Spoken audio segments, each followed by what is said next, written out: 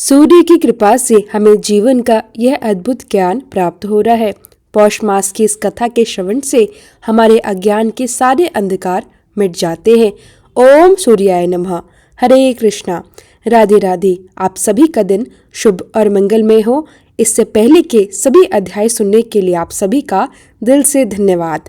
आज हम सुनेंगे पौष मास महात्म्य की आगे की कथा। पौष मास का 13वां दिन विशेष रूप से धर्म और तप की महिमा को उजागर करता है। यह वह समय है जब व्यक्ति अपने भीतर छुपे सत्य को पहचान सकता है और अपनी आत्मा को परमात्मा से जोड़ सकता है। इस कथा का श्रवण हमें जीवन के सही मार्ग पर चलने और हर कष्ट से मुक्ति पाने का अद्भुत अवसर देता है। तो आइए श्रद्धा और भक्ति के साथ आज की इस दिव्य कथा को प्रारंभ करें। जब परशुराम जी द्वार के अंदर जाने लगे तब गणेश जी ने उन्हें रोकने का प्रयास किया। परशुराम जी बोले, भाई, मैं ईश्वर को प्रणाम करने के लिए अंतपुर में जाऊंगा और भक्ति पूर्वक माँ पार्वती को नमस्कार करके तुरंत ही घर लौट जाऊंगा। परशुराम जी ने आगे कहा, हे सगुण और निगुण भक्तों के लिए अनुग्रह के मूर्ति रूप है। सत्य स्वरूप ब्रह्मा ज्योति, दया सिंधु, दीनों के मित्र, आत्मा में रमण करने वाले, मुनियों के ईश्वर, परम ईशान परमात्मा, सभी मंगलों के दाता, शांत, समस्त ऐश्वर्य देने वाले, प्रसन्न मुख वाले, भक्तों के अभय प्रदाता और भक्त वत्सल है। मैंने उनसे नाना प्रकार की विद्याएं और परम दुर्लभ शस्त्र प्राप्त किए हैं। अब मैं उनके समय में दर्शन करना चाहता हूँ। ऐसा कहकर परशुराम जी गणपति के सामने खड़े हो गए।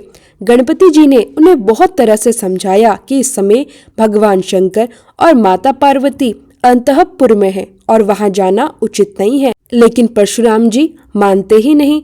उन्होंने अपने अंदर जाने को निर्दोष बताने के लिए अनेक युक्तियां दी। इस प्रकार दोनों में वाद विवाद चलता रहा। गणेश जी विनम्रता से परशुराम जी को रोकते रहे, पर जब परशुराम जी बलपूर्वक अंदर जाने लगे तब गणेश जी ने रोकने का प्रयास और भी अधिक किया। तब दोनों में वाग युद्ध और करतार होने लगा। अंत में परशुराम जी ने गणेश जी पर अपना फरसा उठा लिया। तब कार्तिकेय जी बीच में आकर उन्हें समझाने लगे। परशुराम जी ने गणेश जी को धक्का दे दिया और विकर पड़े। फिर उठकर गणेश जी ने उन्हें फटकारा। इस पर परशुराम जी ने पुनः कुठार उठाया। तब गणेश जी ने अपनी सूंड को बहुत लंबा किया और उसमें परशुराम जी को लपेटकर घुमाने लगे। जैसे छोटे सांप को गरुड़ ऊपर उठा लेता है, उसी तरह अपने योग बल से शिवपुत्र गणेश जी ने उन्हें उठाकर स्तंभित कर लिया। फिर उन्हें सप्त द्वीप, सप्त पर्वत, सप्त सागर, भूलोक, भूवरलोक, स्वर्गलोक, जनलोक, तपोलोक, ध्रुवलोक, गौरीलोक, शंभुलोक दिखा दिए। उसके बाद उन्हें गंभीर समुद्र में फेंक दिया।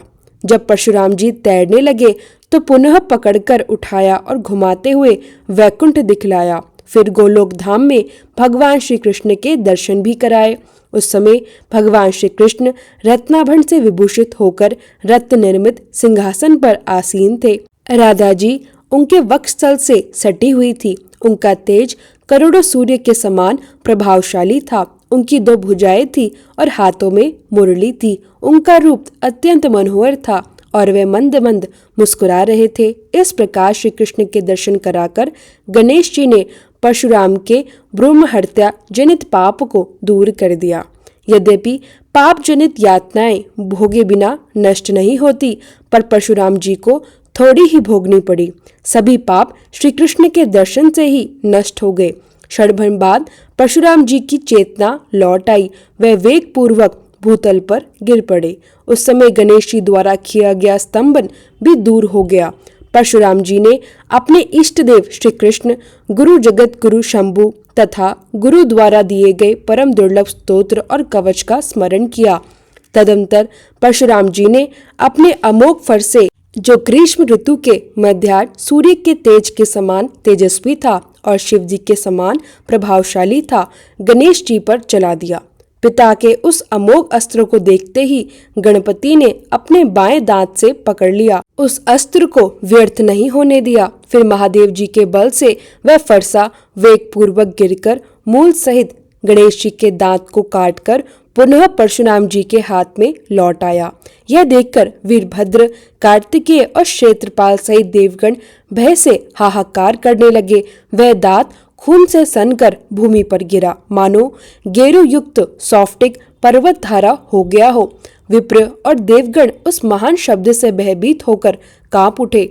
उस समय शिव जी की निंद्रा भंग हो गई। वह घबराकर पार्वती जी के साथ अंतपुर से बाहर निकले। उस समय गणेश जी घायल हो गए थे। उनका दांत टूट गया और मुख रक्त से सराबोर हो गया। उनका क्रोध शांत हो गया और वे लज्जित होकर मुस्कुराते हुए सिर झुकाए खड़े रहे। इसे देखकर पार्वती जी ने शीघ्र कार्तिकेय से पूछा, बेटा यह क्या हुआ? कार्तिकेय जी ने भयपूर्वक सारी घटना पार्वती जी को सुनाई। सुनकर देवी पार्वती को क्रोध और दुख भी हुआ। वह कृपावश होकर रोने लगी और शंभु के सामने अपने पुत्र गणेश को हृदय से लगाकर बोली।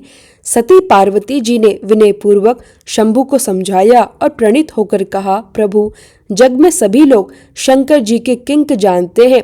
यह अपेक्ष रहित दासी है, उसका जीवन व्यर्थ नहीं है। ईश्वर के लिए तिनके से लेकर पर्वत समान सभी जातियां समान हैं। इसलिए दासी पुत्र गणेश जी और आपके शिष्य परशुराम जी में किसका दोष है, यह विचार करना उचित है। सभी वीरभद्र, कार्तिकेय और पार्षद इसके साक्षी हैं। धर्म निर्णय के अवसर पर सत्पुरुषों के लिए शत्रु और मित्र समान हो जाते हैं। जो गवाही ठीक से जानते हुए भी क्रोध, लोभ या भय के कारण झूठी देते हैं, वह अपनी पीढ़ियों को भी प्रभावित करता है। यद्यपि मैं इन दोनों को समझाने में समर्थ हूँ, फिर भी आपके सामने अपना आज्ञा देना श्रुति में उचित कहा गया है। देवी पार्वती ने आगे कहा, सदा परित्याग के भय से डरी हुई मैंने चिरकाल तपस्या करके आपके चरण कमलों को प्राप्त किया है। हे जगन्नाथ, दारुण पुत्र स्नेह के कारण क्रोध, शोक और मोह के वशीभूत होकर मैंने जो कहा उसे क्षमा करे। यदि आपने मेरा परित्याग किया तो उस पुत्र से क्या लाभ? उत्तम कुल में जन्मी पतिव्रता के लिए पति 100 पुत्रों से बढ़कर है। नीच कुल में उत्पन्न दुष्ट नारी अपने पति को नहीं मानती, जबकि उत्तम कुल की स्त्री अपने पति को श्री विष्णु के समान मानती है। सभी पुण्य, तप, व्रत, उपवास और धर्म कर्म पति सेवा के अंश के बराबर नहीं हो सकते। उत्तम कुल की स्त्री के लिए पुत्र, पिता या सहोदर भी पति के समान नहीं होते। इस प्रकार देवी पार्वती ने अपने सामने परशुराम जी को देखा। वे निर्भय होकर शंभु जी के चरण कमलों की सेवा कर रहे थे। पार्वती जी ने उन्हें समझाया, हे महाभाग, तुम जमदग्नि के पुत्र और योगियों के गुरु हो। साधु स्वभाव वाली तुम्हारी माता रेणुका लक्ष्मी जी के अंश से उत्तम कुल में उत्पन्न हुई। तुम्हारे नाना और मामा विष्णु भक्त हैं, फिर भी यह अशुद्धि कैसे हुई, इसका कारण मुझे ज्ञात नहीं हो रहा।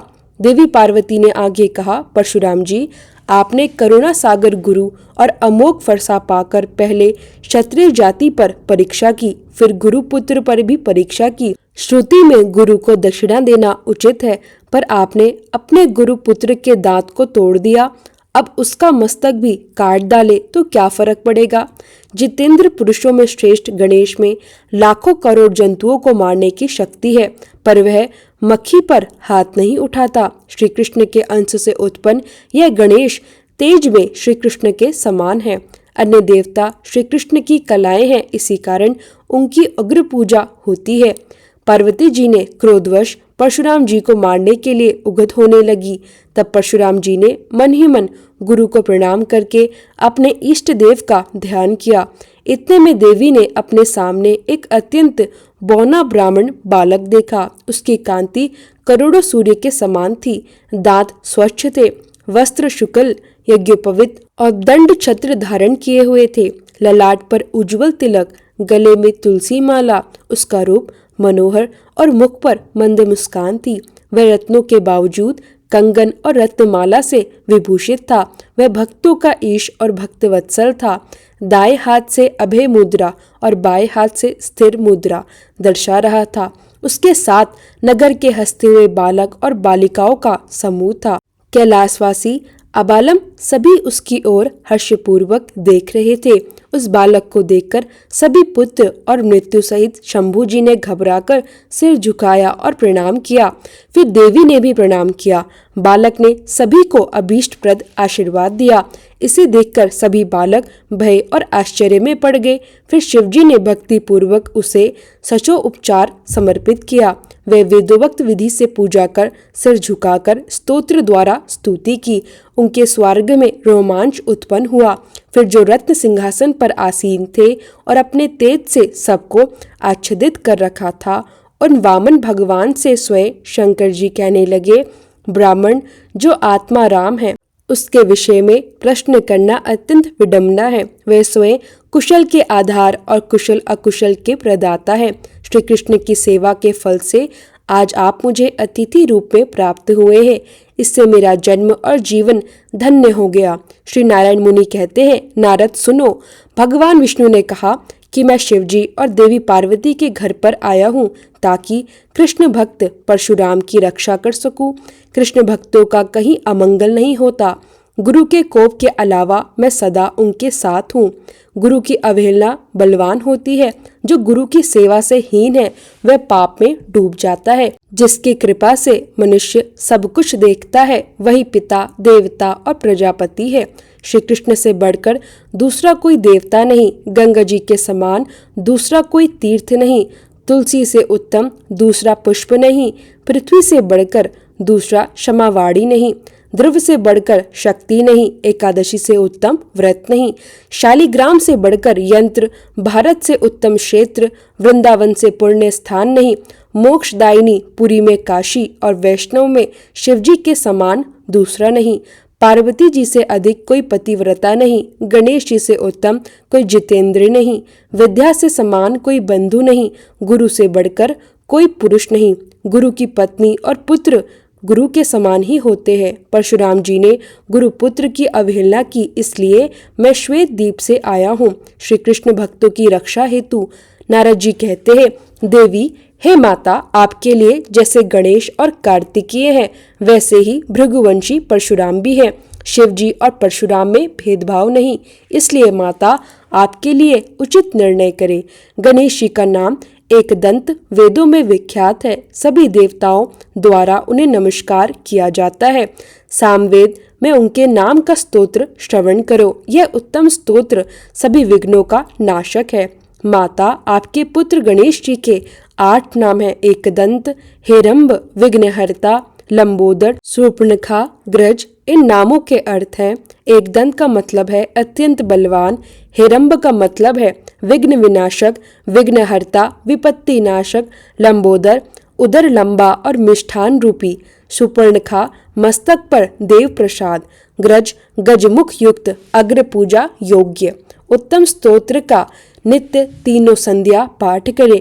सुख समृद्धि और विजय प्राप्ति होती है। विघ्न दूर भागते हैं और भक्त ज्ञानी बनता है। पुत्र इच्छा माता को उत्तम पुत्र मिलता है। महामूर्ख विद्वान और श्रेष्ठ कवि बन जाता है। आज का अध्याय यही समाप्त होता है। अगले अध्याय में आप आगे की कथा को सुनेंगे। राधे राधे। अब सुनिए सूर्य भगवान की चालीसा और उसके बाद सूर्य भगवान की आरती। श्री रवि हरत हो घोर तम, अगिर्त किरण पसारी, वंदन करु तब चरणन में, अर्घ देऊं जलधारी। सकल सृष्टि के स्वामी हो, सचराचर के नाथ, निस्तन होत तुमसे ही, होवत संध्या प्रभात। जय भगवान सूर्य तमहारी, जय खगेश दिनकर शुभकारी। तुम हो सृष्टि के नेत्र स्वरूपा, त्रिगुणधारी त्रैवेद स्वरूपा। तुम ही कर्ता पालक संहारक, भुवन चतुर्दश के संचालक। सुंदर बदन चतुर्भुजधारी, रशीम रथी तुम गगन विहारी। चक्र शंख अरुश्वेत कमलधर, वर मुद्रा सोहत चोटेकर। शीश मुकुट कुंडल गलमाला, चारु तिलक तब भाल विशाला। सप्त अश्वरथ अतिग्रतगामी, अरुण साथी गति अविरामी। रक्त वरुण आभूषण धारक, अति प्रिय तोहे लाल पदारथ। सर्वात्मा कहे तुम्हें ऋग्वेदा, मित्र कहे तुमको सब वेदा। पंचदेवों में पूजे जाते, मन वांछित फल साधक पाते। द्वादश नाम जाप उद्धारक, रोग शोक अरु कष्ट निवारक। माँ कुंती तब ध्यान लगायो, दानवीर सुत कड़ सो पायो। राजा युधिष्ठिर तब जस गायो, अक्षय पात्र वो वन में पायो। शस्त्र त्याग अर्जुन अकुरायो, बन आदित्य हृदय से पायो। विद्यांचल तब मार्ग में आयो, हाहाकार तिमिर से छायो। मुनि अगस्त्य गिरि गर्व मिटायो, निज तप बल से विधि नवायो। मुनि अगस्त्य तब महिमा गाई, सुमिर भय विजयी रघुराई। तोहे विरोग मधुर फल जाना, मुख में लीनी तोहे हनुमाना। तब नंदन शनिदेव कहावे, पवन के सुत शनि तीर मिटावे। यज्ञ व्रत स्तुति तुम्हारी कीन्ही, भेंट शुक्ल यजुर्वेद की दीनी। सूर्यमुखी खरितर तब रूपा, कृष्ण सुदर्शन भानु स्वरूपा। नम्न तोहे ओमकार स्वरूपा, नम्न आत्मा अरु काल स्वरूपा। दिंग दिंगत तब तेज प्रकाशे, उज्ज्वल रूप तुम्ही आकाशे। दश दिग्बाल करत तब सुमिरन, अंजलि नित्य करत है अर्पण। त्रिविध ताप करता तुम भगवन, ज्ञान ज्योति करता तुम भगवन। सफल बनावे तब आराधना, गायत्री जप सरल है साधन। संध्या त्रिकाल करत जो कोई, पावे कृपा सदा तब वो ही। चित शांति सूर्याष्टक देव, व्याधि अपाधि सब हर लेवे। अष्टदल कमल यंत्र शुभकारी, पूजा उपासन तब सुखकारी। माघ मास शुद्ध सप्तमी पावन, आरंभ हो तब शुभ व्रत पालन। भानु सप्तमी मंगलकारी, भक्ति दायिनी दोषनहारी।